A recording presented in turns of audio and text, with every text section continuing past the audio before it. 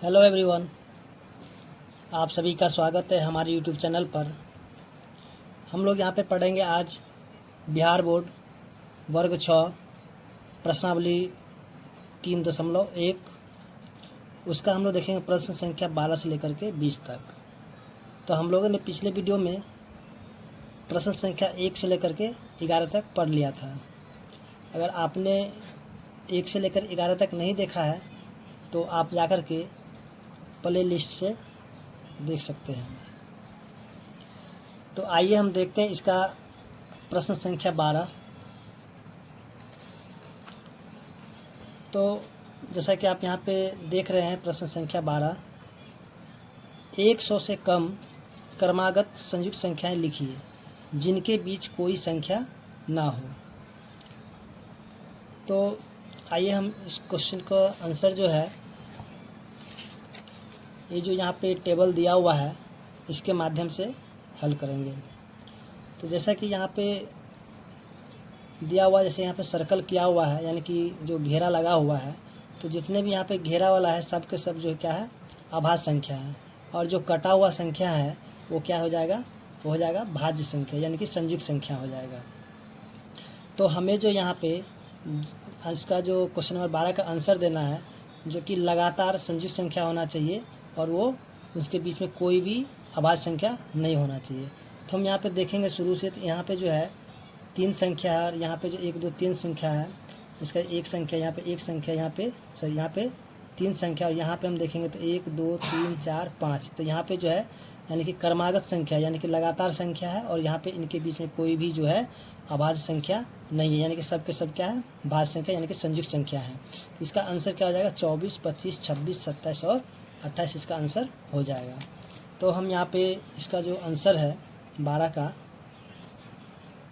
लिखेंगे 24 25 26 27 और 28, यानी कि ये जो क्रमागत है, क्रमागत संख्या यानी हम लिखेंगे यहाँ पे क्रमागत क्रमागत संयुक्त संख्या, संयुक्त संख्याएं हैं। तो यहाँ पे लिखते हैं 24 25 26 27 और 28। अब आइए हम देखते हैं क्वेश्चन नंबर 13। तो जैसा कि यहाँ पे क्वेश्चन नंबर 13 आप देख रहे हैं, दिया हुआ है किसी संख्या के स्थान पर, किसी संख्या के इकाई स्थान पर 5 है, यदि वह संख्या 150 और 200 के बीच की हो तो वह संयुक्त होगी अथवा अभाज्य। तो आइए हम देखते हैं, यानी कि यहाँ पे जो है बोल रहा है कि भाज्य होगा या फिर अभाज्य। तो आइए हम देखेंगे जो कि 150 और 200 के बीच की जो संख्या है, यानी कि जिसके इकाई अंक पर 5 होना चाहिए। तो क्वेश्चन नंबर 13, तो हम 150 में 50 के बाद जो हम देखेंगे जो कि इकाई के स्थान पर 5 आना चाहिए। तो सबसे पहले होगा यहाँ पे 155, उसका हो जाएगा 165, उसका हो जाएगा 175, उसका हो जाएगा 185, उसका हो जाएगा 195। तो अब हमें यहाँ पे जो है बताना है कि ये संख्या संयुक्त होगा या फिर अभाज्य होगा। तो जैसा कि हम जानते हैं जो संयुक्त संख्या ऐसा संख्या होता है जो कि उसका 2 से ज़्यादा गुणनखंड होता है। तो हम यहाँ पे देखेंगे कि यहाँ जो ये 5 से कटेगा, यानी कि जितने भी संख्या है 5 से कट जाएगा, तो हम इसको बोलेंगे कि कौन सी संख्या हो जाएगी, यानी कि ये संयुक्त संख्या हो जाएगा। तो आप यहाँ पे लिख लीजिएगा कि 150 और 200 के बीच की संख्याएं जिनके इकाई का अंक 5 है, इकाई के अंक 5 है, तो वो संख्या हो जाएगा यहाँ पे 155 165 175 185 और 195 हो जाएगा। तो ये सब संख्या क्या हो जाएगा, संयुक्त संख्या हो जाएगा। उसी तरह हम देखेंगे यहाँ पे क्वेश्चन नंबर 14 कि 10 से बड़ी संख्या के अभाज्य होने के लिए उसके इकाई स्थान पर कौन कौन से अंक हो सकते हैं। तो आइए हम देखते हैं, जैसे कि 10 से जो बड़ी संख्या है, तो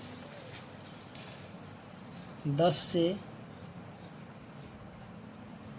बड़ी अभाज्य संख्या, तो हम देखेंगे कि 10 के बाद जो 10 तो भाज्य संख्या है, तो इसके बाद का जो अभाज्य संख्या क्या हो जाएगा, 11, इसके बाद 13, 14, 15, 16, 17, 18, 19। तो यहाँ पे हम देखेंगे जो इनका जो इकाई के स्थान पर यहाँ पे 1 है, 3 है, 7 है, 9 है, तो इसका आंसर हो जाएगा 1, 3, 7, 9। तो यहाँ पे हम लिखेंगे जो यहाँ पे 10 से बड़ी अभाज्य संख्या के इकाई स्थान पर 10 से बड़ी अभाज्य संख्या के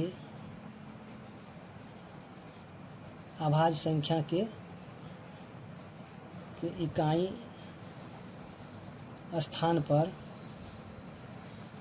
1, 3, 7 और 9 होगी।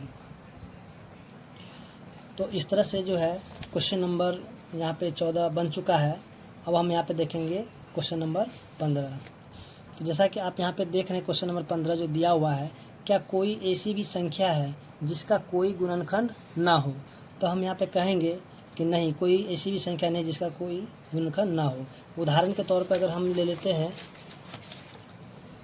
उदाहरण के तौर पर हम अगर 1 ले लेते हैं, तो 1 का जब हम गुणनखंड करेंगे तो हो जाएगा 1 गुना में 1, यानी कि इसका भी जो है गुणनखंड हो गया। उसी तरह हम 2 को देखेंगे, इसका हो जाएगा 1 हो जाएगा और 2 हो जाएगा। उसके बाद 3 देखेंगे तो 3 का भी जो है 1 और 3 हो जाएगा। तो यहाँ पे जो इस सभी का जो है गुणनखंड निकल रहा है, तो इसीलिए इसका क्या हो जाएगा आंसर, इसका हो जाएगा नहीं। हम लिखेंगे नहीं, ऐसी कोई भी संख्या नहीं है जिसका कोई भी गुणनखंड नहीं है। आइए अब हम देखते हैं क्वेश्चन नंबर जो 16 दिया हुआ है कि 1 और 100 के बीच सिर्फ 2 संपूर्ण संख्याएं हैं, वे कौन कौन सी है।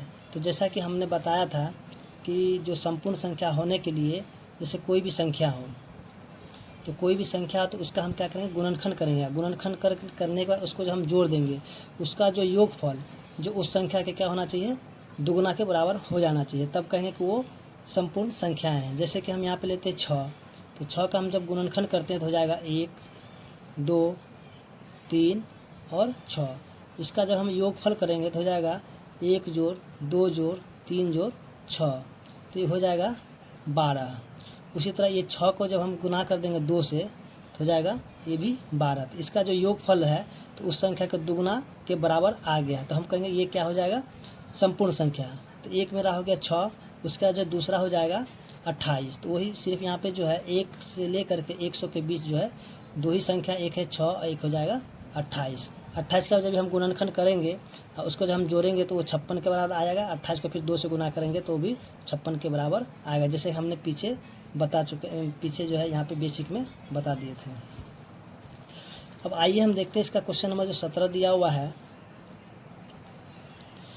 तो आइए हम यहाँ पे देखते हैं क्वेश्चन नंबर 17 जो कि दिया हुआ है, निम्न में प्रत्येक संख्या को 2 विषम अभाज्य संख्या के योग के रूप में लिखिए। तो ये जो क्वेश्चन है, यानी जैसे कि 32 दिया हुआ है, तो इसे हमें करना क्या होगा कि 2 अभाज्य संख्या का जो 2 संख्या को हम जब जोड़ दें तो ये 32 के बराबर हो जाना चाहिए। उसी तरह इसको जब हम जोड़ दें, यानी कि 2 अभाज्य संख्या का 2 विषम अभाज्य संख्या को जब हम जोड़ दें तो क्या हो जाएगा, 40 के बराबर हो जाना चाहिए। तो आइए हम जो है इस क्वेश्चन को सॉल्व करते हैं। देखिए, इस क्वेश्चन को सॉल्व करने से पहले हम करेंगे क्या, जो कुछ अभाज्य संख्या है उसको हम यहाँ पे लिख लेते हैं। तो सबसे पहले हम जानते हैं कि सबसे छोटा अभाज्य हो गया 2, उसके बाद 3, उसके 5, 7, 11, 13, 17, 19, उसके 23, उसके बाद हो जाएगा 29, उसके बाद हो जाएगा 31, उसके 37, 41, उसके बाद हो जाएगा 43, उसके बाद हो जाएगा 47, उसके बाद हो जाएगा 53। तो सबसे पहले आप क्या कीजिएगा इसको जो है यहाँ पे जो है नोट कर लीजिएगा, और इसको नोट करने के बाद जो है इसी से हम क्या करेंगे, इसका जो भी क्वेश्चन नंबर 17 है उसका हम आंसर निकालेंगे। तो इसको जो है बनाने का सबसे आसान तरीका है। तो सबसे पहले आप जैसे नोट कर लीजिएगा। अब देखिए इसका जो क्वेश्चन नंबर 17 है, इसका जो क्वेश्चन नंबर 1 दिया हुआ है यानी कि 32। तो हमें यहाँ पे जो है दो विषम अभाज्य संख्या यानी कि इसको जोड़ दे तो हमें 32 के बराबर इसको आ जाना चाहिए। तो हम यहाँ पे देखेंगे कि किन दो संख्या का हम जोड़ दें जो 32 के आ जाएगा। तो हम यहाँ पे देखेंगे कि ये 13 और 19 को हम जोड़ेंगे तो क्या हो जाएगा, 32 के बराबर आ जाएगा। तो इसका हो जाएगा 13 प्लस में 19, इसको हम जोड़ देंगे तो क्या हो जाएगा, 32 हो जाएगा।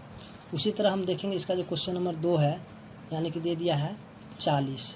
तो यहाँ पे हम देखेंगे किन दो संख्या को हम जोड़ दें तो 40 के बराबर हो जाएगा। तो हम यहाँ पे देखेंगे 17 और 23 को जोड़ देंगे तो क्या हो जाएगा, 40 के बराबर आ जाएगा।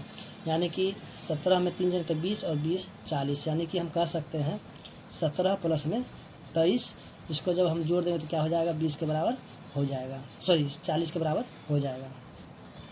उसी तरह हम देखेंगे क्वेश्चन नंबर जो 3 दिया हुआ है यानी कि 56। तो यहाँ से हम देखेंगे किन दो संख्या का हम जोड़ दें जो कि 56 के बराबर हो जाएगा। तो यहाँ पे देखेंगे जो कि 29 है और तो इन दो संख्या को हम देख लेते हैं। तो यहाँ पे जो है हम देख लेंगे, एक संख्या ले लेते हैं 37 और दूसरा लेते हैं 19। तो 19 और 37 को हम जोड़ के देखते हैं तो कितना आता है, यानी कि 19 और 37 को हम जोड़ते हैं तो 56 के बराबर आ जाना चाहिए। तो 9 7 16 के 6 3 1 4 1 5, यानी कि 19 और 37 को हम जोड़ दें तो 56 के बराबर आ जाएगा। तो यहाँ पर जाएगा 19 प्लस में 37। उसी तरह हम क्वेश्चन नंबर 4 को देखेंगे जो कि दिया हुआ है 80, यानी कि इसमें से कोई दो संख्या हम लोग जोड़ देंगे तो हमें 80 के बराबर आ जाना चाहिए। तो आइए हम देखते हैं, जैसे कि यहाँ पे 37 है उसका यहाँ पे 43 है। तो यहाँ पे 37 में 3 जो है 40 और 40 80, यानी कि इसको हम जोड़ देंगे तो हो जाएगा 37 प्लस में 43, यानी कि जोड़ने पर 80 के बराबर आ जाएगा। उसी तरह हम देखेंगे कि क्वेश्चन नंबर 5 दिया हुआ है 100। तो यहाँ पे हम देखेंगे कि इन दोनों संख्या को जब हम जोड़ देंगे तो क्या हो जाएगा, 100 के बराबर आ जाए, यानी कि 47 और 3 50 और 50 100, तो हो जाएगा 47 प्लस में 53। तो आप जो इस तरीके से जो है यहाँ पे क्या कीजिएगा कि जो अभाज्य संख्या है उसको लिख लीजिएगा और यहाँ पे इसको जोड़ करके इसका आंसर आसानी से निकाल सकते हैं। तो उम्मीद करते हैं कि आपको जो है क्वेश्चन नंबर 17 समझ में आ गया होगा। अब हम देखेंगे यहाँ पे क्वेश्चन नंबर 18।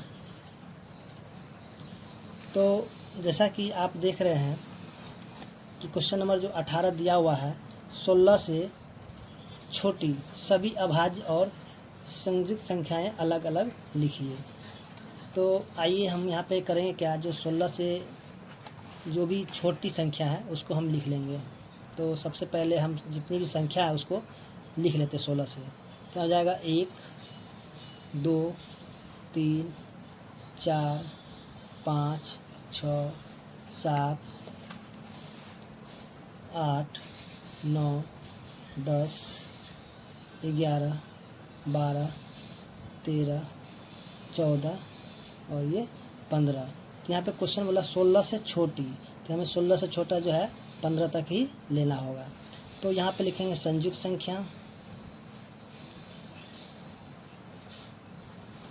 उसका यहाँ पे लिखेंगे अभाज्य संख्या।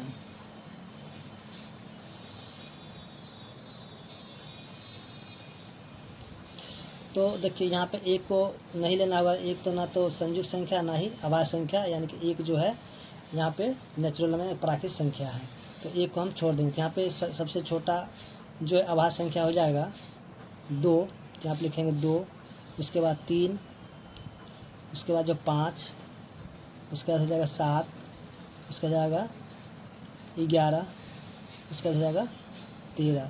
ये हो जाएगा अभाज्य संख्या। बाकी जितने भी संख्या बच गया हो जाएगा संयुक्त संख्या। तो हो जाएगा 4, उसके बाद 6, उसके बाद 8 9 10 12 14 और 15। तो इस तरह से हम देखेंगे जो कि 16 से जो छोटा संख्या है यानी कि संयुक्त संख्या और अभाज्य संख्या, तो इसका आंसर यहाँ पे संयुक्त संख्या हो जाए 4, 6, 8, 9, 10, 12, 14, 15। उसका अभाज्य संख्या हो जाए 2, 3, 5, 7, 11 और 13। तो उम्मीद करते हैं कि क्वेश्चन नंबर जो है कि 18 आपको समझ में आ गया होगा। अब हम देखेंगे यहाँ पे क्वेश्चन नंबर 19। तो यहाँ पे क्वेश्चन नंबर 19 जो दिया हुआ है, बोला कि क्या 1729 अभाज्य संख्या है। यहाँ पे जो आप देख रहे हैं क्वेश्चन नंबर 19, क्या 1729 अभाज्य संख्या है। तो हम सबसे पहले करेंगे कि इसका जो गुणनखंड है उसको हम यहाँ पे निकाल के देखेंगे। तो अगर इसका गुणनखंड निकल जाए यानी कि 2 से जब ज़्यादा गुणनखंड निकल जाएगा तो हम कहें कहाँ ये जो है अभाज्य संख्या है। अगर नहीं निकलेगा तो इसको हम बोलेंगे कि अभाज्य संख्या नहीं है। तो आइए हम देखते हैं इस क्वेश्चन को। तो आइए जैसे इसका जो हम जो है प्राइम फैक्टर कर लेते हैं। जैसे कि 1729 है तो इसको हम यहाँ पे 7 से भाग लगा देंगे तो हो जाएगा 247। फिर इसको जो है 13 से भाग लगा देंगे तो हो जाएगा 79। तो हम यहाँ पे देखेंगे जो 1729 है उसका जो है यानी एक क्या कहते हैं 2 से ज़्यादा गुणनखंड हो रहा है, तब इसको हम बोलेंगे कि ये जो है संख्या संयुक्त संख्या है। तो यहाँ पे जो है लिखेंगे कि नहीं,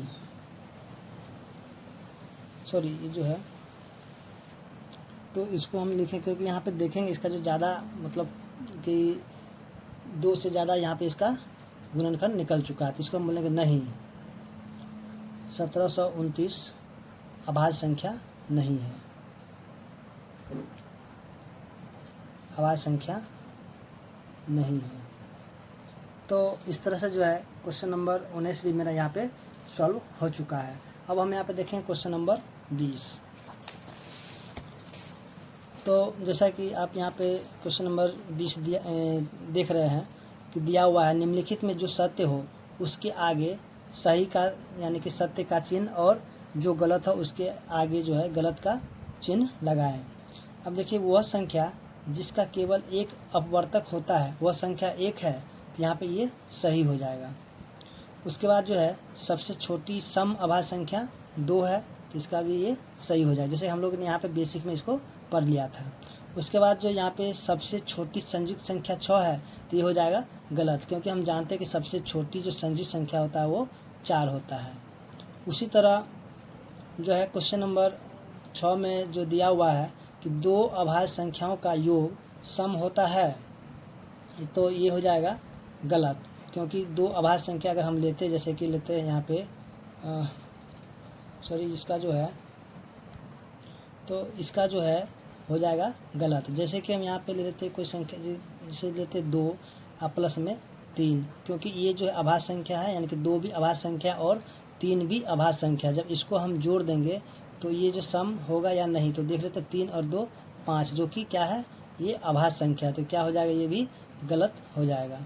उसी तरह यहाँ पे देखेंगे क्वेश्चन नंबर जो 5 दिया हुआ है कि 2 को छोड़कर किन्हीं 2 अभाज्य संख्या का योगफल सम होता है, तो ये भी क्या हो जाएगा, ये हो जाएगा सही।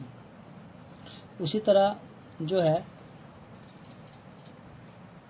सभी जैसे कि इसका जो उदाहरण के तौर पे हम देख सकते हैं जैसे कि 3 प्लस में 5, इसको हम जोड़ देंगे तो क्या हो जाएगा 8, यानी कि सम संख्या हो जाएगा, यानी कि 2 को अगर जोड़ देंगे तो क्या हो जाएगा, वो हो जाएगा अभाज्य संख्या हो जाएगा।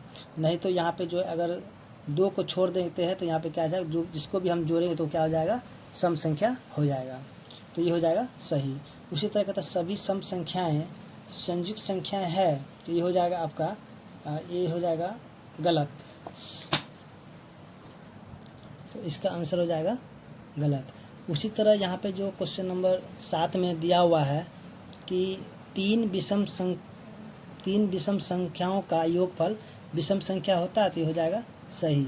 जैसे कि हम देखेंगे कि यहाँ पे हम लेते हैं 3 ठो विषम संख्या, तो विषम संख्या क्या होता है, जो कि 2 से नहीं कटे, तो जैसा कि हो जाएगा 3, उसके बाद हो जाएगा 5, इसका हो जाएगा 7।